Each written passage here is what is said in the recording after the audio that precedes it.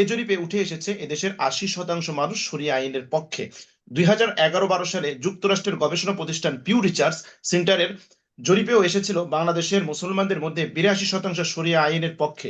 ওই জরিপে এসেছিল এদেশের ধর্ম পালনকারী মুসলিমদের মধ্যে ৮৮% শরিয়া আইনের পক্ষে, আর যারা ধর্ম পালনের নিয়মিত নন এমন ৭৯% মানুষ শরিয়া আইন চায়। সুতরাং শরিয়া আইন চায় না তা না, মানুষ যদি তাদের মতামত ব্যক্ত করার যথাযথ উপায়ে যদি সুযোগ পায় তাহলে এদেশে একদিন শরিয়া আইন কায়েম হবে ইনশাল্লাহ। গণতন্ত্র গণতন্ত্র বলে, কোথায় গণতন্ত্র আছে আমাকে বলেন তো? জাতিসংঘে কি গণতন্ত্র আছে?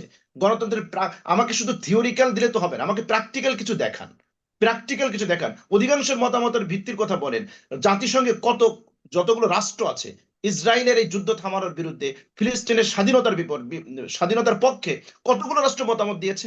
কতগুলো রাষ্ট্র মতামত দিয়েছে? তাহলে তাদের মতামতগুলো কোথায় আছে? জাতিসংঘ তো বড় একটা ফ্যাসিস্ট একটা সংগঠন আমি বলবো। সেখানে ৪ মোড়ল বসে আছে, সেই ৪ মোড়লের তাদের মতামতের বাইরে কোনো কিছু জাতিসংঘে পাশ হবে না। তো এর চেয়ে স্বৈরতন্ত্র, এর চেয়ে স্বৈরাচার কি হতে পারে? ফ্যাসিস্ট কি আর কি হতে পারে?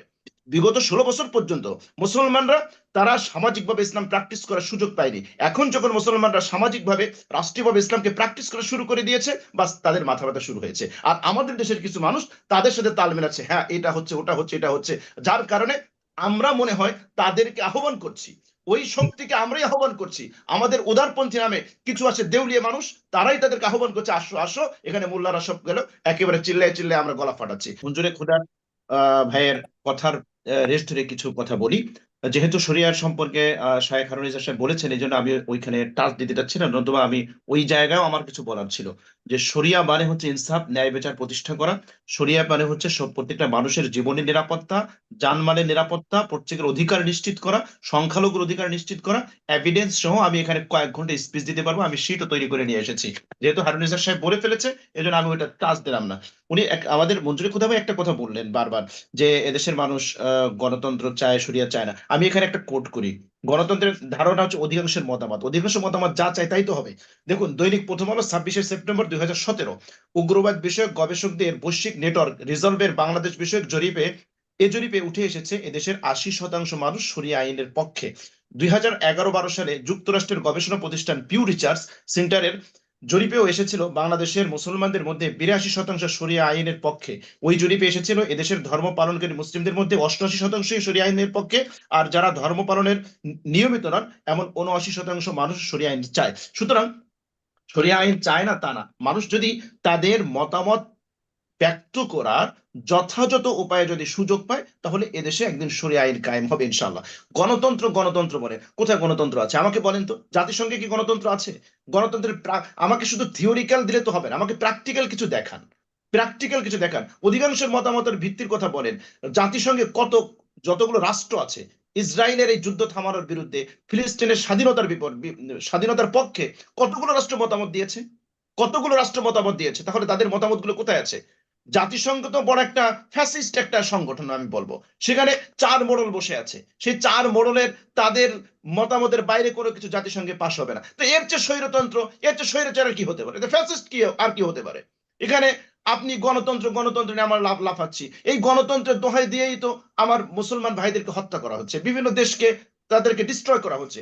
আমি যদি এখানে কোট করা শুরু করি তাহলে আমি বলবো যে ইরাকে কত লক্ষ মানুষ এখানে নিহত হয়েছে। আমি তারপরে তো আপনি, সেটা নিয়ে বিতর্ক করছি না, বিতর্ক তো আমিও হ্যাঁ, বলতে আমি পারি, সেটা এটা বলছি, বিষয় আমি না, সেটা বলছি এরকম না। আপনি আলোচনা। যেহেতু গণতন্ত্র এবং এখানে মানবাধিকার ৭১ সালে কথা বলছেন, মুক্তিযুদ্ধ হয়েছে, দেখুন মুক্তিযুদ্ধের প্লিজ মধ্যে এখন প্লিজ এত আমি মানুষ একটু মারা বলি, গেছে, আমি এই আপনার কথা স্বাধীনতার কথা ইন্টারফেয়ার বলি। করিনি, আপনার কথা আমাকে বলতে দিন। আপনি গণতন্ত্র এবং মানবাধিকার বলছেন, মানে মানবাধিকারের ডেফিনেশনটা কি? পশ্চিমারা যেটা মানবাধিকার দিয়ে দেবে সেটাই আমাদের মানবাধিকার? আমেরিকা যেটা মানবাধিকারের সংজ্ঞা দেবে ওটাকে আমাদের মানতে বাধ্য করবেন? প্যালেস্টাইনের মানুষ তারা নির্যাতিত হবে, এখানে মানবাধিকার লঙ্ঘিত হলে এদের কোনো মানবাধিকার নাই? কাশ্মীরের মুসলমানরা নির্যাতিত হবে, এখানে কোনো মানবাধিকার হবে না? ভারতের সংখ্যালঘু নির্যাতন হবে, এইখানে কোনো মানবাধিকার না? মানবাধিকারটা শুধুমাত্র পশ্চিমারা যেই ধাঁচে আমাদেরকে শেখাবে, আমরা কি শুধুমাত্র সেটাকে মানবাধিকার বলবো? আপনি আমাকে প্র্যাকটিক্যাল দেখান। থিওরিক্যাল অনেক কিছু থাকতে পারে। আপনি বর্তমান যারা গণতন্ত্রে গণতন্ত্র বলে লাফায়, গণতন্ত্রটা হচ্ছে আমেরিকার যাদের পক্ষে যাবে তারাই হচ্ছে গণতন্ত্রে, সেটাই হচ্ছে গণতন্ত্র, সেটাই হচ্ছে মানবাধিকার। কিন্তু আমেরিকার বিপক্ষে দাঁড়ালে, পশ্চিমাদের বিপক্ষে দাঁড়ালে, বাস ওইটা হবে জঙ্গি। ওই আমেরিকার সাথে থাকলে পক্ষে থাকলে সঙ্গী, বিপক্ষে গেলে জঙ্গি। আপনি ব্যক্তিগতভাবে ইসলামকে প্র্যাকটিস করবেন, কোনো সমস্যা নেই, কিন্তু আপনি রাষ্ট্রীয়ভাবে ইসলামের কথা বললেই জঙ্গি তকমা দেবে। আর আমাদের দেশের কিছু উদারপন্থী ভাইয়েরা আছে, তারা তাদের কণ্ঠে কণ্ঠ মিলে তোতা পাখির মতো বক্তব্য আড়তে থাকবে। এটা তো ভেরি স্যাড, ভেরি দুঃখজনক। এটা একজন মুসলিম, আমি মুসলিম হিসেবে আমি তো বলবো, আমি যে ওরকম ব্যক্তিগত লাইফে আমি ইসলাম ফলো করব, সামাজিকভাবে আমি ইসলামকে ফলো করতে চাইবো, রাষ্ট্রীয়ভাবে ইসলামের কথা বলবো, কিন্তু রাষ্ট্রীয়ভাবে ইসলামের কথা বললেই আমেরিকা সেটা মেনে নেবে না। আমেরিকা তো এটাই চায়, আমেরিকাকে এত গণতন্ত্র করে লাফায়, তাহলে সৌদি আরবের বিরুদ্ধে আমেরিকা কোনো কথা বলে না কেন? সৌদি আরবে তো গণতন্ত্র নাই, সৌদি আরবে তো সেখানে রাজতন্ত্র প্রতিষ্ঠা। তাহলে বোঝা গেল যে আমেরিকা হচ্ছে পৃথিবীর সবচেয়ে বড় স্বার্থান্বেষী এবং ডাবল স্ট্যান্ডার্ড নীতি একটা ফলো করে। যারা তাদের পক্ষে আসে, যেখানে আমেরিকার স্বার্থ আছে বাস সেখানে মানবাধিকার আছে, হোক সেখানে মানবাধিকার লঙ্ঘন, কোনো সমস্যা নেই। কিন্তু আমেরিকার বিপক্ষে গেলে, পশ্চিমাদের বিপক্ষে গেলে সেখানে জঙ্গি জঙ্গি জঙ্গি জঙ্গি নাটক, সেখানে জঙ্গি নাটক। বাংলাদেশের যত জঙ্গি হামলা হয়েছে, আমি যদি এখানে কোট করি, হোলি আর্টিজনের যারা হামলার সাথে জড়িত ছিল, সেখানে কারা কারা করেছে এগুলো? এগুলো কি কোনো ইসলামপন্থীরা করেছে?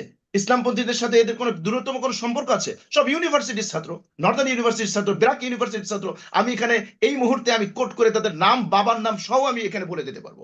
সুতরাং এই ধরনের দায় যেন আমরা কখনো ইসলামপন্থীদের উপর না চাপাই। হারুন ইসা সাহেব বলেছেন, এই জন্য আমি আলোচনা দীর্ঘায়িত করছি না, অনেক রাত হয়ে গিয়েছে। আমরা ইসলামের কথা বলি, শরিয়াতের কথা বলি, আমরা মানবাধিকারের কথা বলি। পৃথিবীতে যদি কোনো মানবাধিকার কোথাও নিশ্চিত থাকে, সেটা ইসলাম করবে, ইসলাম সেটা নিশ্চিত করবে। সুতরাং কারো বেঁধে দেওয়া ছকে, কারো বেঁধে দেওয়া ডেফিনেশনে আমি কারো কাছ থেকে এটা শিখবো না যে এটাই হচ্ছে মানবাধিকার আর এটাই হচ্ছে জঙ্গিবাদ। এই জঙ্গি জঙ্গি নাটক খেলে সে ইরাকের মাটিকে তামা করেছে, কি পেয়েছে সেখানে? কি অধিকার ছিল তার হামলা করার? এই প্রশ্ন তো আপনারা কোনোদিন তোলেন নাই। কেন এই প্রশ্ন তোলার কি সাহস আপনাদের নাই? কেন আপনারা এই প্রশ্ন তোলেন না? গণতন্ত্রের দোহাই দিয়ে হিটলার কত মানুষ হত্যা করেছে, জোসেফ স্টালিন কত মানুষ হত্যা করেছে, আর আরো কত দুইটা বিশ্বযুদ্ধ হলো, কত লক্ষ মানুষ হত্যা গেল। এই জায়গাগুলো জি। আপনাদের সামনে, আপনাদের চোখে পড়ে না, এটা খুবই দুঃখজনক।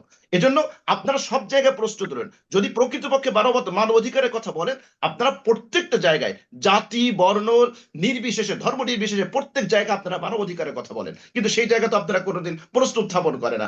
আপনারা প্রশ্ন উত্থাপন কোথায় করেন? যেখানে আপনারা ইসলামপন্থীদের দেখেন। হ্যাঁ, বিগত 16 বছর পর্যন্ত মুসলমানরা তারা সামাজিকভাবে ইসলাম প্র্যাকটিস করার সুযোগ পায়নি। এখন যখন মুসলমানরা সামাজিকভাবে, রাষ্ট্রীয়ভাবে ইসলামকে প্র্যাকটিস করা শুরু করে দিয়েছে, বাস তাদের মাথা ব্যথা শুরু হয়েছে। আর আমাদের দেশের কিছু মানুষ তাদের সাথে তাল মেলাচ্ছে, হ্যাঁ এটা হচ্ছে, ওটা হচ্ছে, এটা হচ্ছে, যার কারণে আমরা মনে হয় তাদেরকে আহ্বান করছি, ওই শক্তিকে আমরাই আহ্বান করছি। আমাদের উদারপন্থী নামে কিছু আছে দেউলিয়া মানুষ, তারাই তাদেরকে আহ্বান করছে, আসো আসো এখানে, মোল্লারা সব গেল, একেবারে চিল্লায় চিল্লায় আমরা গলা ফাটাচ্ছি। এগুলোর কিচ্ছু নাই। বাংলাদেশে শান্তিতে আছে, বিগত দিনগুলোতে যা হয়েছিল অনেক ভালো আছে, ভবিষ্যতে ভালো থাকবে ইনশাআল্লাহ। আপনাকে অনেক ধন্যবাদ। জনাব হাসান মাহমুদ। ধন্যবাদ রমণী ভাই। আমেরিকার ফরেন পলিসি নিয়ে আমি চিরকাল যে কথাটা বলেছি, আমেরিকাতে গিয়ে বলেছি, ফ্লোরিডাতে কনফারেন্স ছিল, যে আমেরিকা একটা অদ্ভুত দেশ দুই দিক দিয়ে। যে একদিক দিয়ে সে হিউম্যান সিভিলাইজেশনকে এত দিয়েছে, এত মেডিসিন, এত প্রযুক্তি, এত কিছু দিয়েছে। আমরা যে জিপিএস ইউজ করি, ফ্রি ইউজ করি, ওটা আমেরিকান সরকারের দেওয়া। অন দ্য আদার হ্যান্ড, এই দেশটার ফরেন পলিসির মতো দানব এই দুনিয়ায় আর দ্বিতীয়টা নাই।